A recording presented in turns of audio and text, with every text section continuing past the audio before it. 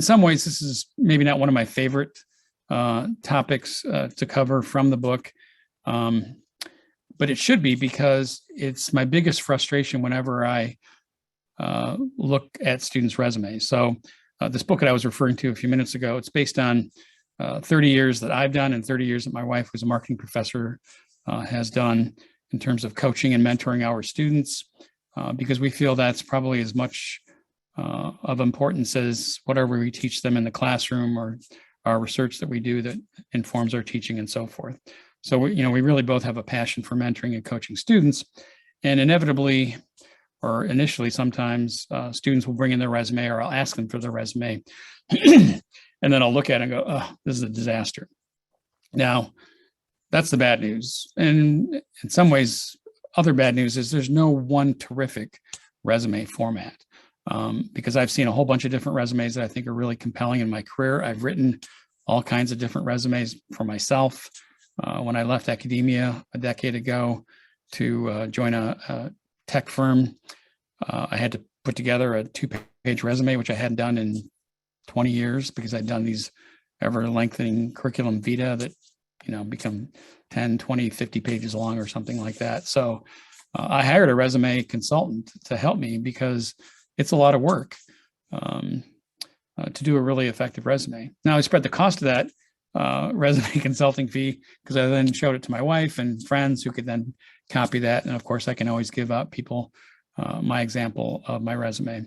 One of the other things that I mentioned, because I don't think it's in this slide deck, it's worth watching last month's session on StrengthsFinder, even if you haven't done it, because one of my first recommendations for people's resumes as a way to make it succinct, compelling, easy to understand, is to take your top 5 strengths and then find a way to put them at the top of your resume. And maybe if we have some time tonight, I'll throw up my resume and show you what I mean by that. But I just have some bullets at the very top, because what StrengthsFinder allows you to do many things, but one of which is to tell a company, a prospective employer, even a project team you want to join or something, here are 5 ways I can quickly add value to your project, to your team, to your organization.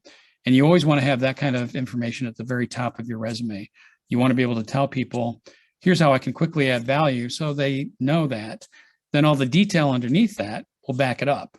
Because you could say, I'm Superman and I can leap tall buildings in a single bound. And if you can't back it up, who cares? So everything that you put in terms of your strengths or your claims at the top, and you don't have to have your StrengthsFinder done. You should have, if you don't have that, you can still put some bullets at the very top saying, here's how I can quickly add value. Then your evidence should back that up in the resume. Oops, I always have to get to the next. All right. Oh, I'm wondering, where did we get that neat photo from the riverfront? That's right. Alexis did this. I don't remember that photo. Okay. So when should you start building your resume? Well, to be honest, my dad's from India. Thank God he married a blonde American. I joke because I had some balance in my life, but my dad, who was a journalism professor, I think he probably had me do my first resume maybe in middle school. I don't want to remember. It brings back some memories. So it's of how, but certainly by high school, I was putting a resume together because, again, my dad, being a professor, he probably saw tons of resumes from his students who wanted to go become reporters or broadcasters or something like that. And if they were a reporter, they had to have a resume. And even if they were a broadcaster wannabe, they had to have something in writing that talked about what they're able to do. So I got a lot of feedback at an early age about how to do a resume. And it did pay off, because for my very first job in high school, other than working the concession stands at Michigan State games, where I grew up in East Lansing and Okemos, I applied for a job as a theater usher at a movie theater. And I didn't have, a previous part-time high school job other than these things I did in the fall at MSU. So I brought in my resume and my high school transcript, because I had pretty good grades. And I blew away the hiring manager, because I've never seen somebody bring in their high school transcript. And I said, well, look at my resume. It doesn't have a ton on it. So I had to have some other evidence. So I got hired and I became the head usher. Very proud of that. One of the things I didn't talk about, my town hall thing I did earlier or last week or whatever, was that's one of my favorite jobs, being an usher.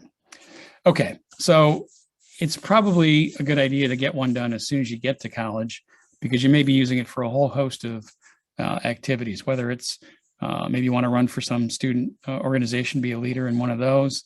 You may have to have something, but if for no other reason, it starts to put your thoughts on paper as to why you want to get a particular job or an opportunity, and how are you going to provide the evidence or the rationale for why somebody should give you that opportunity. And you obviously have done some good things in high school, or you wouldn't have gotten into UM-Flint.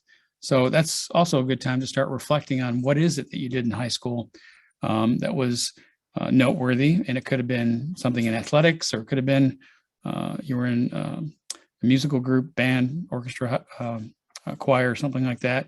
Could have been a nonprofit that you did some volunteer work part-time, through one of your church organizations or something else where you had some time to volunteer, or for, like I had to volunteer 24 hours, I think, for National Honor Society as a senior. So I had to put in some volunteer time, and so I could put some of that stuff down. So you may think you've got nothing even as a freshman, but I'm sure you've got plenty. And if you are lacking in information, go talk to your parents, your parents' friends, even babysitting jobs. I mean, that's a pretty responsible thing to do in high school. So again, you can put stuff down there because as you get more experience, you can push off the stuff that's maybe less impressive because you've now done more impressive things as you move forward in college. And it also, if you think about it, reflect on, look at that pattern of or that set of activities and see if there's a pattern there, because it'll give you kind of a strengths finder logic, because what strengths finder is designed to help identify is it's a pattern of thinking, feeling, and action that leads to thinking, feeling, or action that leads to some really good results for, again, a team, a project, or a company. So if you see a pattern of certain things you'd like to do a lot and you were successful in them, you will already start to discover your strengths even without doing strengths finder. And especially if you can put down things that show that you've either been part of a successful team or led a successful team. Again, it could be even a study project team, one of your courses or something, and you got the A, or you were, your professor picked you out as the very best project from that semester for that course. Employers are really looking for all these soft skills. One of those soft skills is team, ability to contribute to a team. And if you have, gaps in your resume, then it also helps you to start filling them up by, once you've started that resume, you'll start to see where are some areas I can perhaps start to add some things. And the best way to do that, and I say this to people of all ages, is, oops, did my screen go black? Yep, it's gone. Oh, there it is. I have no idea what happened there. Okay. I tell people, at all, walks of life, whether they're, freshmen or executive MBA students or, people in their 50s, in one of my leadership development programs, that one of the best ways to develop some capabilities, especially ones that you are slowly beginning to develop, you don't have much of them, is to go work for a nonprofit or some kind of volunteer activity on campus. Because when you work for a volunteer organization, whether on campus or off, you're allowed to do a lot of stuff you won't be allowed to by an employer, because of course the risks are greater. I mean, they're paying you, that's a risk. Do we want to pay someone to do something that they don't know how to do? Probably not. And there are other reasons why they may not give you that shot. But if you volunteer, you may start to develop those skills that you can then add to your resume. So one of the things I've always wanted to do was marketing. My wife's a marketing professor. I love the subject, but I'm a management professor type. But I think I had a flair for marketing, but I just never had a chance to do it. And so when I was at Wake Forest University in North Carolina, literally a few months after I successfully beat thyroid cancer, one of my former executive MBA students pounced on me and said, "Hey, I want you to join my board for Cancer Services, a nonprofit that provides support for cancer survivors, people battling cancer, and so forth." And I said, "Well, thanks for at least waiting for me to finish all my treatment and get a good prognosis, but sure, why not?" Well, as I lucked out, or not really, because nonprofits are always hungry for good talent and giving people opportunities, they were just about to launch a rebranding campaign. So we hired an ad agency and got to work with them. We're paying them, some money, a pretty decent amount of money for a nonprofit. We spent the better part of a year coming up with a branding campaign and coming up with a new logo, and it was a lot of fun. And so by the end of that year, I knew how to launch or relaunch a brand and develop a compelling a set of marketing messages, including a cool logo. So again, things like that are really worth considering when you're trying to build up your resume. Well, I think at first, yes, keep it to one page, but I do think that requirement, especially as you develop more and more experience, is less and less relevant.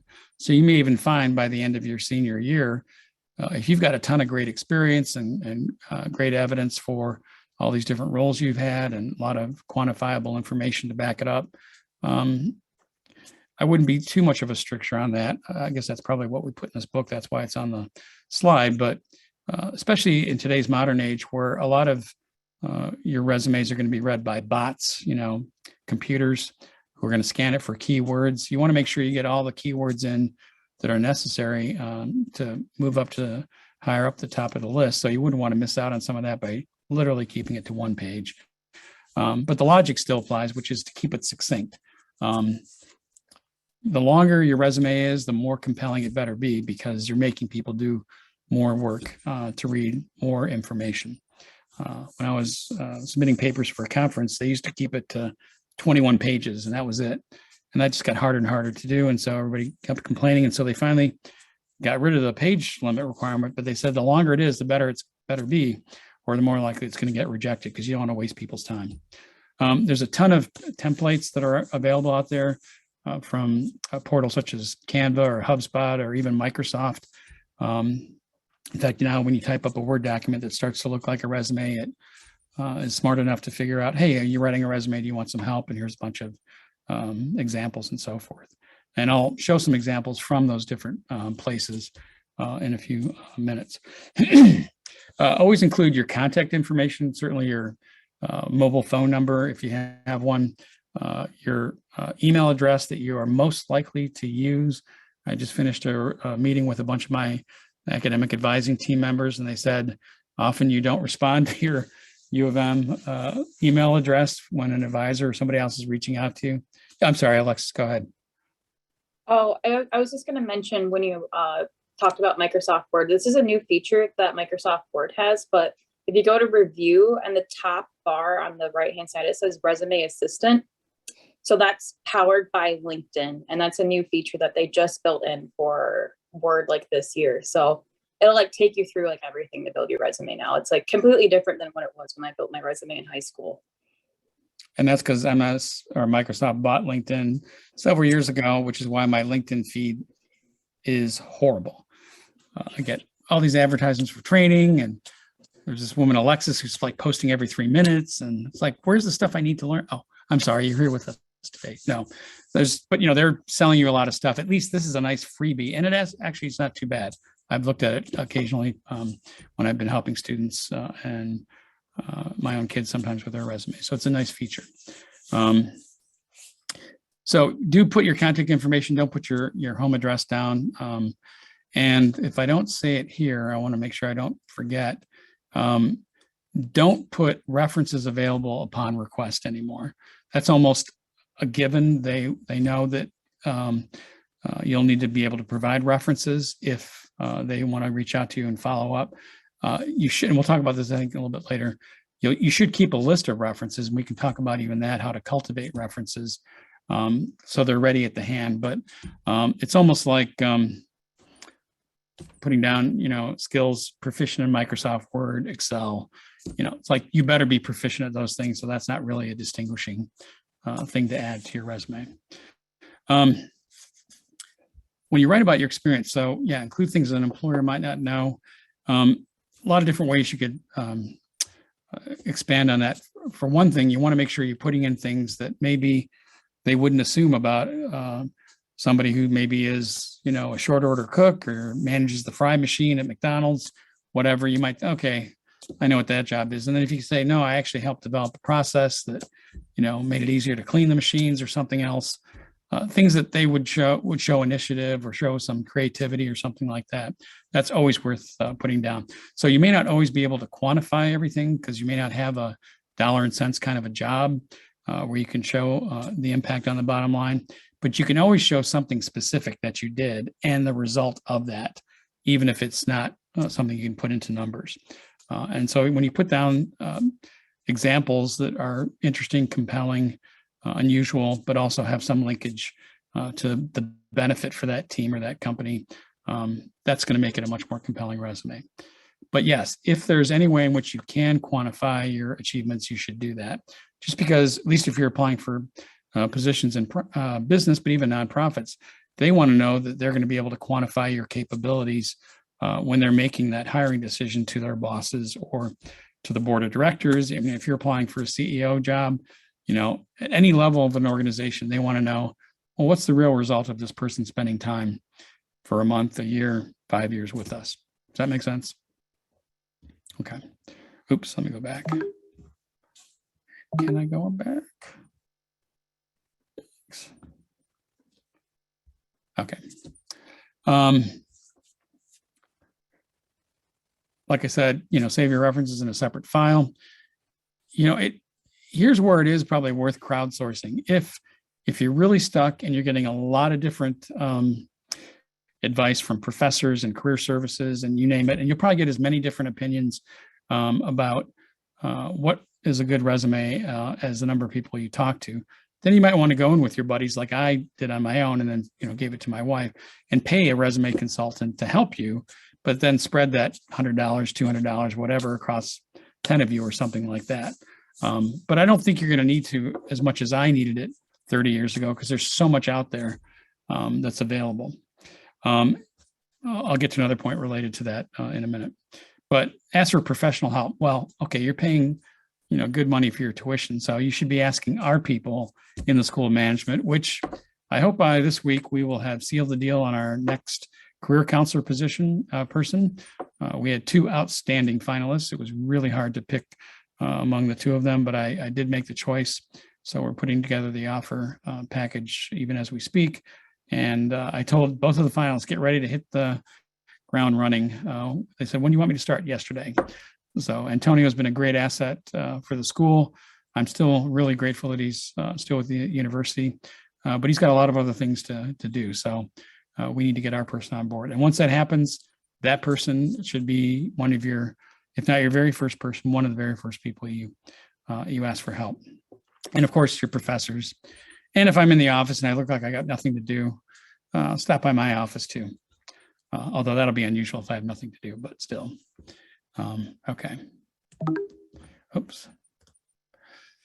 All right, a lot of different templates. I'm going to just show them very briefly. I don't want to spend a lot of time going through the details, but the key point about all this is depending on what you're looking for, the kind of industry that you're hoping to enter, and the level of the job that you're applying for, how much experience you've got, that'll shape a lot of your choice about what kind of a resume to put together and how to put it together.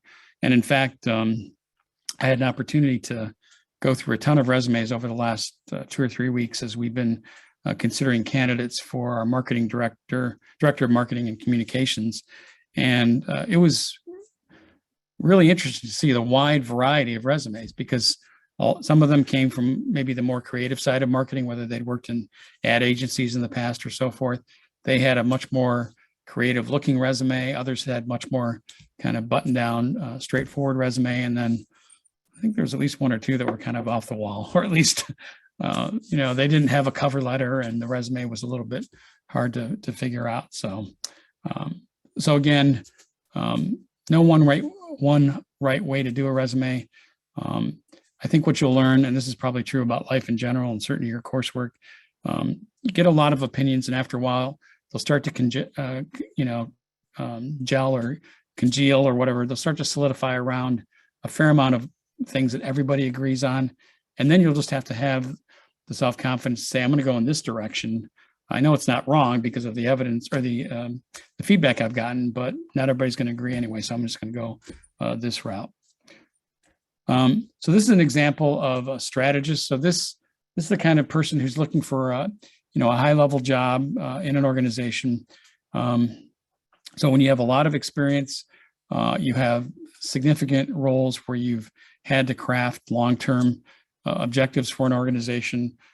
You've had the big picture set of responsibilities. That's the kind of a job that would lend itself for this resume. And it doesn't mean it can't be an entry-level resume, but if you're going to do this kind of a resume, you better have enough experience to back up your claims. It also allows people to quickly see, you're making the case in this kind of a resume for having certain subject matter expertise, things that you know how to do that other people don't, or very few people know how to do. And so that's why the experience is highlighted kind of separately from your actual job title, the experience that you had in that job, the things that you accomplished, and so forth. So again, this is just one way to get at the big picture. This would be appropriate perhaps for students who want to go into consulting, perhaps if they wanted to go even into finance. But if, let's say, you want to go into an accounting firm, you might want to use this kind of a resume to highlight the ways in which you helped, through your accounting work, other companies develop their own financial strategy or managing their business and so forth. This is something when you've developed a fair amount of expertise in a specialist role. So the strategist is broader, kind of more encompassing in terms of the roles that you'd be applying for. This is where you're looking for something that's fairly narrow in scope. Highly specialized kind of knowledge could be, you're going into software, you're going into some kind of technology thing, or marketing, especially certain kinds of marketing. This would lend itself for doing this kind of a resume, because here you're going to be highlighting a lot of critical skills. Now, of course, you have to be able to back that up. So if you say you know how to blog, you know how to design a website, you know how to use Google Analytics or other marketing analytics, and make sure you've got some great examples to back that up. Certainly if you're doing programming and other computer languages, whether it's for the web or stats or some other specialized purpose. This is probably more something you've probably seen a lot of. This is more for entry-level jobs. Your education is going to be highlighted because that's one of the most important things you're going to have as part of your human capital, your wherewithal. You can sell to other people, hey, I've got an excellent education. And Alexis, maybe you can give me the up-to-date. Do they have certain rules about GPAs now, like what you should put down? Yeah, anything above a 3.0. Oh, that's what they told us in college. So that hasn't changed, even with all the rampant grade inflation. I'm just kidding. Because, a B back in my day was a lot harder to get. And of course, when I say that, people older than me say, really? They only gave out C's when I was in college. So I don't know what you're talking about, Mishra. So yes, you want to highlight your education. If you have any honors that you've accumulated or special distinctions or something like that, either academically or non-academically while you're in college. And then technical skills, which are probably less rigorous than, well, certainly less rigorous than if you're trying to put together a specialist kind of resume. So what kind of technical skills would you want to put here? Certainly fluency in a foreign language, if you've got that. If you are conversant or comfortable using any kind of statistical package or using Excel to do statistical analysis, things like that. Obviously, if you have, a modicum of either accounting or financial analytic skills that you've learned. And in marketing, it could be, if you've ever had, we had to, in this MBA core marketing class, we had to write a complete marketing plan. So if you know how to write a marketing plan, you've done that several times through various courses, and maybe you've tried it out in some other non-academic endeavor, then knowing how to write a marketing plan, that is a really valuable skill. A lot of people don't know how to do that, and they pay good money for that. So, in fact, the marketing plan that I learned how to write in B school, I started using that for writing business plans and a whole host of things, 20, 30 years later, I'm still using that basic logic. In fact, the marketing professor, I loved him. He was a great guy. He was a professor Ann Arbor, who then went on to become a dean and then the president of a small college. But he said years later, his students would email him or write him, I guess back then, and email him saying, hey, can you send me the inside cover of the textbook? Because that was the whole marketing plan layout, because they were having to do that finally 5 years later in a job as a marketer, because they may have started out as, an assistant brand manager, or they're stocking shelves at P&G in grocery stores, not a lot of heavy duty marketing. And then years later, they move up. It's like, oh, I got to write a marketing plan. I haven't done that since I got my business degree. So again, very valuable skill. And I'm sure there's other ones. Alexis, anything else you'd want to add as skills like that? Not so much under skills, but I know a lot of students, they like to list relevant classes, and which is great. I advise for you to do that, especially if you don't have experience, let's say in supply chain, but you've taken those courses and you're looking for an internship in that area. A lot of students will just write SCM and then the course number, but you have to write out the entire class. The class name is more meaningful than if it was a 300 or 400 level class. So if you're going to list those classes, make sure you list the full title of the class. Right. That's actually really good advice. I can't believe I didn't think of that, but then I'm not as young as you are and I don't remember these things. In fact, not only put the name of the course, but if you can group them into related things. So let's say you have a marketing major, but you did take 3 supply chain classes, that would be, maybe it's not a minor, but at least it shows some coherence or, pulling together of another skill set and so forth. And then they'll never know, they didn't know about my college class called, I think it was Engineering 318, Engineering Properties of Materials. And I got an A+ in the course. Now, why did I get an A+? Because I was a senior, and word gets around by the time you're a senior in college. We called them guts, or what are the easiest classes? And this professor hated grades so much that not only did he give out only multiple choice quizzes for this course, but he gave out partial credit. So if you picked the second most likely choice in a multiple choice, you got 4 out of 5 points. It was really easy. Now, what do I remember about that course? Only 2 things. Strain is different than stress. If you put a stress on a material, it'll show a strain. That's about all I remember from that course. But, if I put down Engineering Properties of Materials, A+, well, people are going to think I really know what I'm doing. No. And if I designed a bridge, I would cause it to collapse probably in 2 minutes. Okay. This is an intern resume, and it's even simpler in some ways as an entry-level resume. And that's why you need to put your resume together from the very beginning, because you're going to want to get an internship, at least one high quality one, ideally multiple ones like Alexis did. And it's my goal as the dean to make sure every student does get at least one high quality internship, but you got to have a marketing document to start applying for those internships. So again, start early, start as soon as possible, and then we will help you even as you're applying for internships, put it together. And I think when you're looking for an internship, it's really important to kind of boil it down to the 1 or 2 or maybe 3 things you know how to do, because you're not going to have enough experience to put it in there. So you're really even more in some ways tailoring the resume to that particular internship, because you're probably going to be applying for a lot of different kinds of internships, probably even more so than kinds of different jobs. And again, it went blank. What is going on?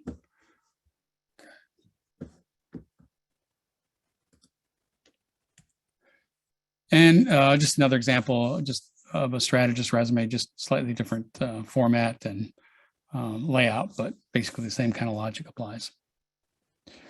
Okay, now we're kind of moving into my bread and butter because it's one of my strengths, winning others over or networking.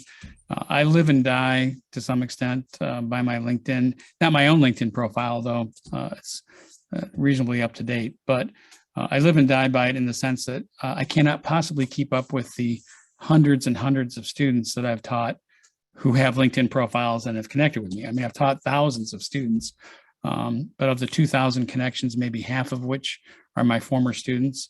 I just can't keep up with, what's going on. So as they're looking for new jobs or, looking to upgrade within a company and so forth, and they're asking me for help from time to time, first thing I want to do is go look at their LinkedIn profile. And in fact, as you get more adept at writing a resume, I think your most current resume should always be on LinkedIn. That's not to say that you aren't regularly updating your own resume on your computer, but people are going to see your LinkedIn profile before they get a chance to read your resume. And if you don't have a LinkedIn profile, that might, kill it right there in terms of getting an opportunity. And then if it's not up to date, of course, you're just going to be less competitive than otherwise. So start there. You can update it over time. We all do this. Use not only use a headshot that is professional and includes only you, so not you and your buddies at an establishment that serves certain kinds of beverages or whatever. Just have it you. Now, it doesn't necessarily have to be, you pay someone to do a professional headshot. But if you have a neutral background, high resolution, and that's the one thing that really gets me. I mean, yeah, if they've looks like they're at some restaurant or resort, especially in January, that's going to kill it for me right there. I'm freezing and I'm looking at you, in the Caribbean, you're dead. So even if you have a headshot, but it's low resolution, I often expand it. I'll click on it just because it's kind of hard to see a little small postage stamp size thing. And if it blows up and it's really fuzzy, it's like, really? Because 10 years ago, I needed to take a high enough res shot so that when you expanded it, it looked pretty decent. So especially with our cameras today, I don't know if it doesn't have to be 4K, and probably in my case, I don't need to show them how little hair I have. I want them to imagine there's some hair, but certainly 1080p or something like that. But and then just put it out there, try it, blow it up, and see if it still looks good. If not, back to the beginning and take another picture. And maybe have more than one or two pictures for now, just to see, because you may get tired of seeing your own face. So have a couple high quality versions.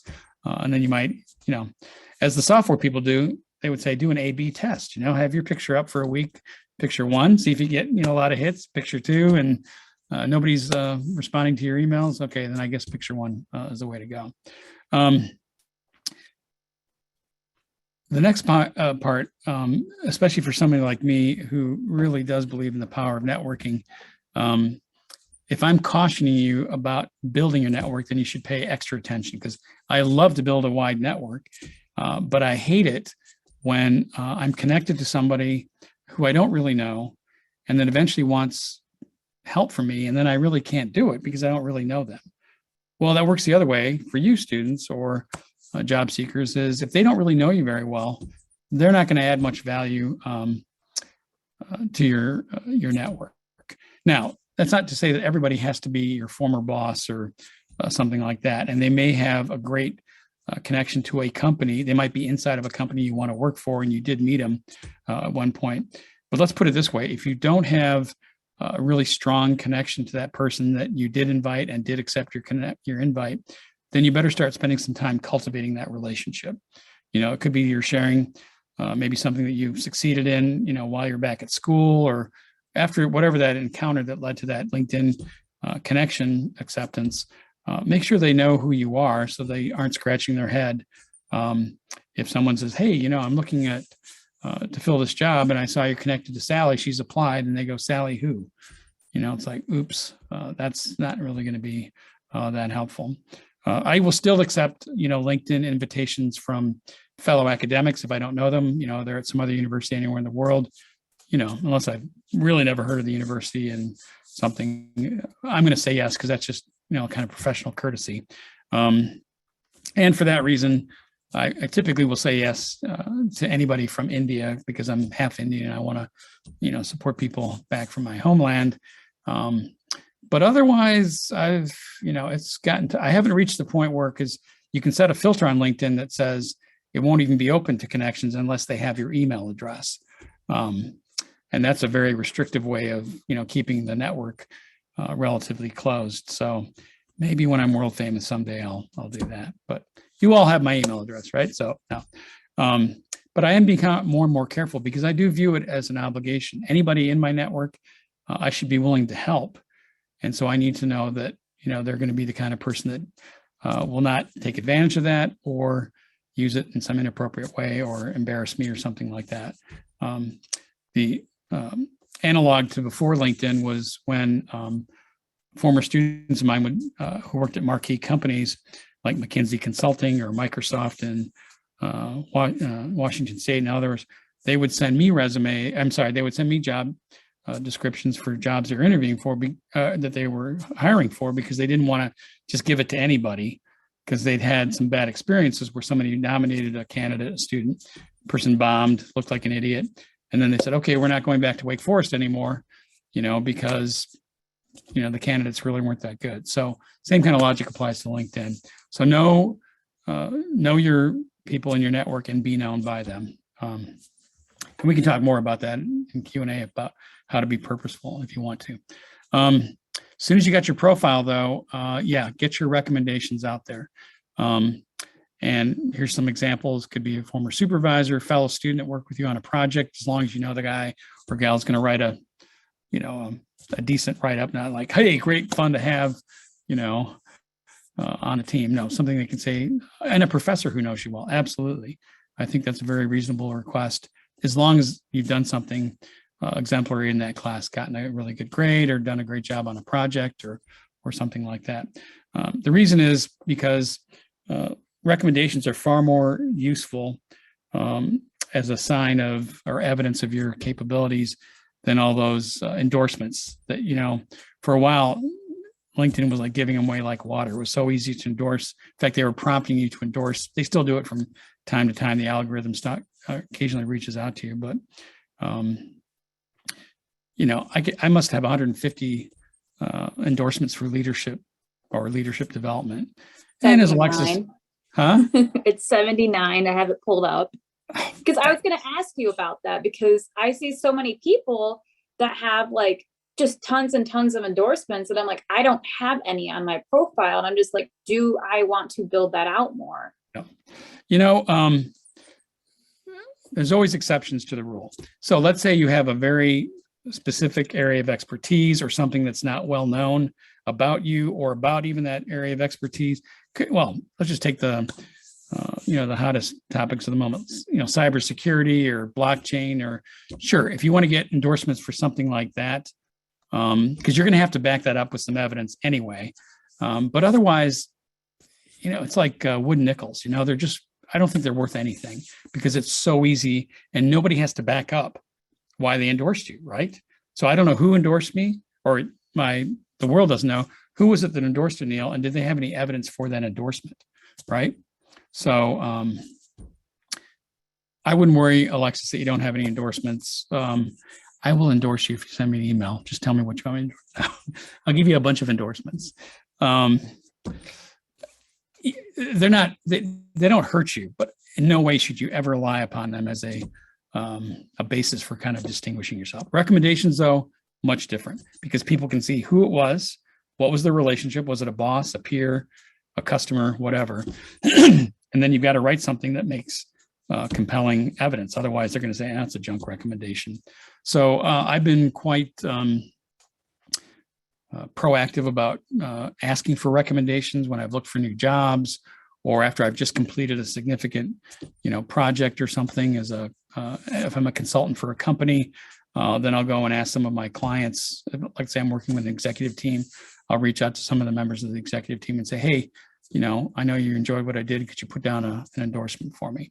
I have separate ones that I keep in a resume, but again, nobody sees that unless I send it out. That is my endorsements for my consulting engagements I've had over the years. So, and for a while I was like, well, I want to have more recommendations than I'm recommending. No, that's not true. Don't worry about that. That's kind of a zero-sum mentality. But I would be suspicious if I saw somebody getting recommended by the same person they're recommending all the time. So if you see I've got 50 recommendations, but it's the same 50 people I recommended, then, again, it's not the same thing as an endorsement, but it's moving into the junkier, kind of category. So do get recommendations from people who may not expect one back from you, like a boss or a customer, client, something like that. If it's a team member, yes. I mean, if you ask for them to endorse you, to recommend you, just make sure that your recommendation is quite different if you're recommending them back. So it looks like you both put some real thought into it. Okay. Yes, definitely want to make sure that you're making use of career services. Some of this is on hold for a week or so until we get our next career counselor on board. But they can help with a lot of things I've been talking about this evening. Help you with that headshot. We have a wonderful pair of photographers, both Alexis and Audrey. Not that, we're just going to ask them to take a bunch of photos of students, but they know what a good photo looks like too. So they can help you even make some decisions about that.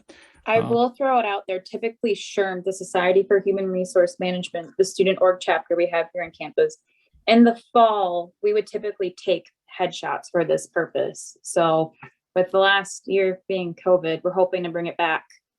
So Okay. Look for that if you're still going to be a student in the fall. If not, reach out to me. You get my emails. Just let me know if you need a headshot taken.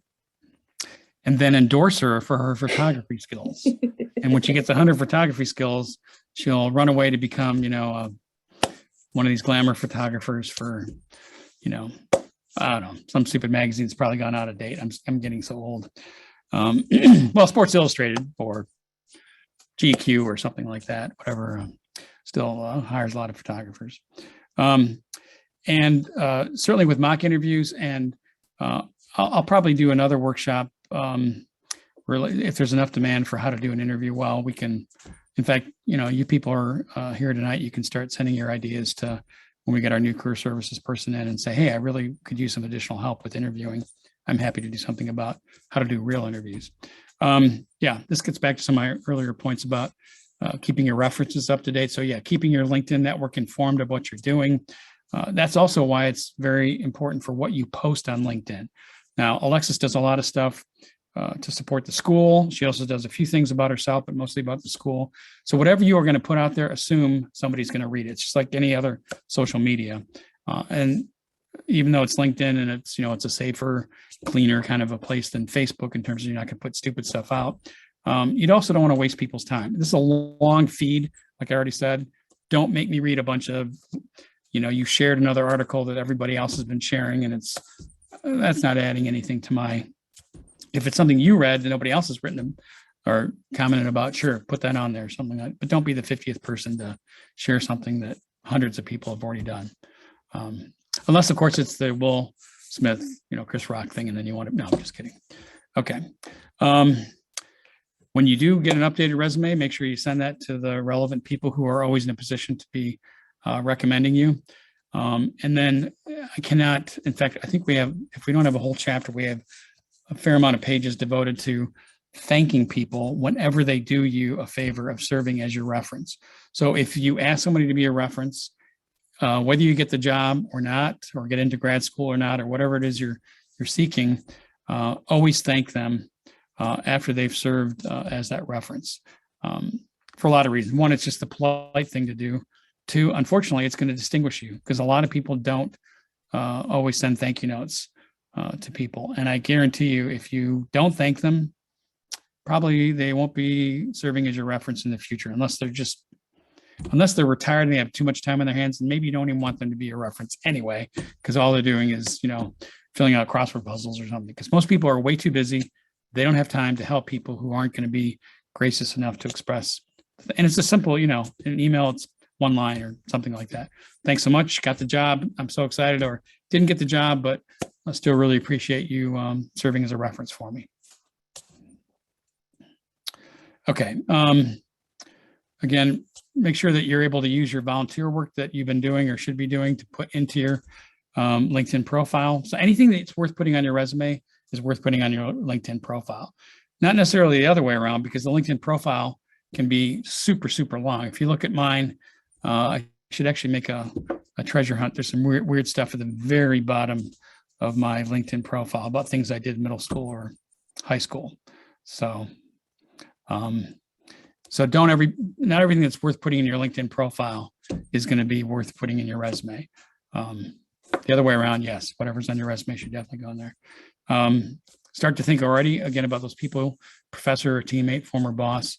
And this is a great question. I'm sure it's Karen's question because it's really a great question. I wouldn't have thought of this, but what's not on your resume that shaped your life? I mean, there's a lot of things in my life. Now I can talk about them now that I'm applying for dean, or when I was applying for dean roles, or, higher level kinds of jobs. But even if I knew then what I know now, I probably would have talked about how certain experiences in my life at an early age perhaps shaped my values or my perspective or how I approach work. So not everything has to be this, oh yeah, I added 17% to the bottom line and, or increased inventory turns 3 times or whatever the heck it is. Maybe it was a babysitting job or some other thing where I had significant responsibility at an early age that really has shaped who I am. That's also worth thinking about. Maybe you can't put it on a resume. I think there are places on LinkedIn you can do that kind of thing. It's a much broader, it's both deeper in terms of longevity or timeline, broader in terms of the kinds of categories and things that you can put on that you can do on a resume. And that wraps it up for the presentation, but any questions that you folks have, I'm happy to answer.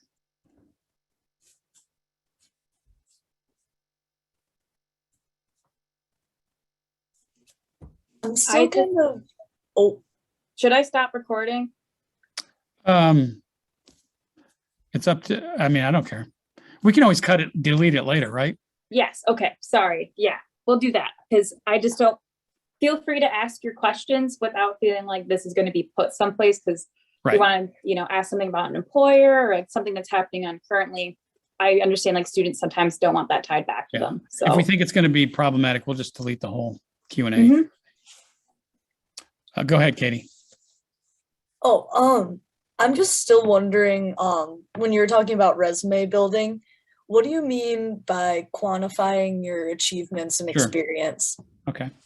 A great question. And you would think it's pretty easy, but since so few students and even lots of other people, in fact, all these marketing directors, not every one of them quantify their achievements. So what I mean by quantify, literally it means putting it into numbers, but it doesn't necessarily have to be numbers.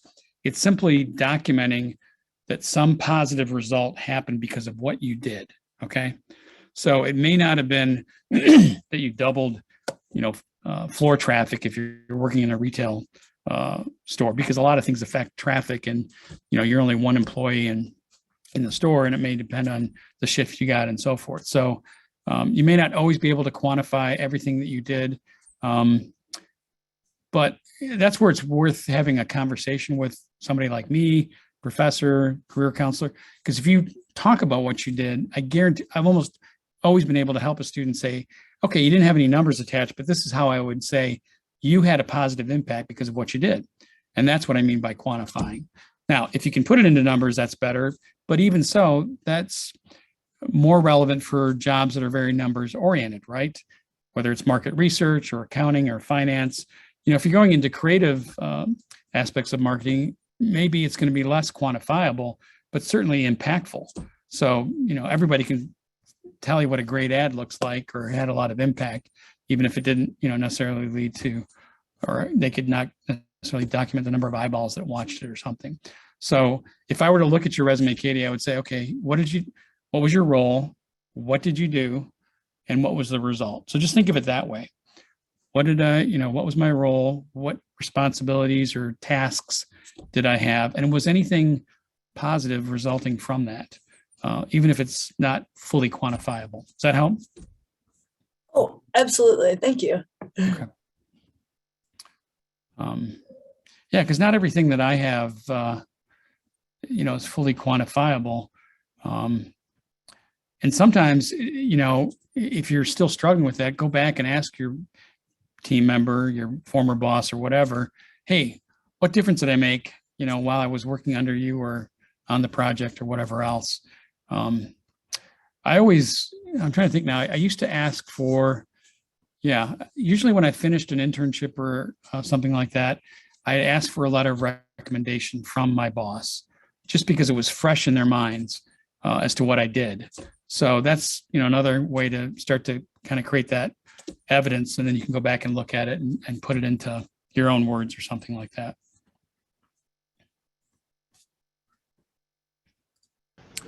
Other questions? Do the do you, when you're getting a recommendation, is it a letter that they give you, or is it just if anybody reaches out, they'll reach out to somebody else? How does that generally work? I'm sorry, the first part was what? Oh, when getting a recommendation, you said that you asked directly for one. Is that just like an email that they'll send to you? Because usually it's been, you know, I never hear about it from my boss. They just, you know, I magically Well, got the job. Maybe they check so my I, availability. I'm 59. What I literally meant was they wrote up a letter at the end of my internship, and gave me a copy. However, Huh. that's a really good question because when I did get recommendations for graduate school, right? When I was still in college, I knew someday I would get a PhD. So actually, I asked my college professors as a senior, would you write a recommendation for graduate school? Because I wasn't going to go to grad school right away. And who's to say they would remember me 3, 5, however many years later, right? But what they did was they put them, this is back in the 80s, it was put into a sealed envelope or it was kept on file at the Career Services office where I went to college. And then that way an employer or graduate school would treat that a lot more seriously as if I'd gotten the letter myself, because they know that if I saw a bad letter, I wouldn't forward it on, right? So I'm only going to forward on good letters as opposed to something that's put in some kind of a neutral area. Now, I still ask for my own letter just because it helped me keep in my own mind some of the accomplishments too I got, especially if they didn't give you like a formal review at the end of the summer internship or something like that. But in your case, it's going to be electronic. I guess you could ask for that recommendation, but just realize when you need to ask for it again for grad school or for a job, then you would just ask that employer, that boss, whatever, to submit one directly. And they might say, well, do you still have the one I did for you? And say, yeah, here it is. And they'll just update it or something. But you want it to go directly from the recommender to whoever's evaluating that recommendation. Now, that's, of course, different for LinkedIn because that's public and they know that you're not going to post, negative recommendations on LinkedIn. But, the ones I've solicited and gotten, I think they've been fine. I don't think anybody, because they're specific or factual enough that people would say, well, that they're not going to make that up. That's a solid recommendation.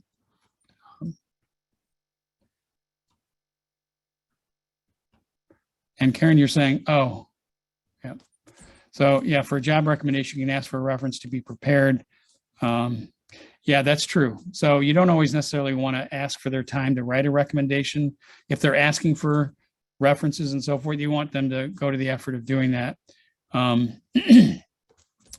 until you really need it. So, but you certainly want to alert them and say, look, I put you down as a reference so that they don't get blindsided when they're contacted.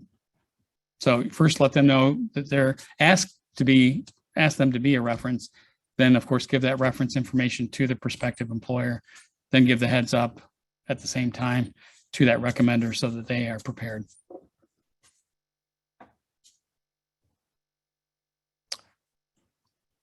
Any other questions? I want to mention something else I just thought of because I guess I'm at the point in my career where this happens, but the people I'm connected to on LinkedIn have been reaching out to me and like asking me about one of my connections, like, hey, can you tell me anything about so-and-so? They applied at my company I work at. So that just attests to what you said earlier about like the quality of your connections to make sure that you actually know those people. Because if you're connected with me and I'm like, I don't know anything about them, and I tell that recruiter that doesn't look very good. So just keep that in mind too. I just thought about that because it was just last month somebody reached out to me. And Karen, what did you mean by these are questions for the students? It was the previous slide. Oh, okay. Sorry. Let me go. I don't know if I can go backwards. There we go. Got it. Okay.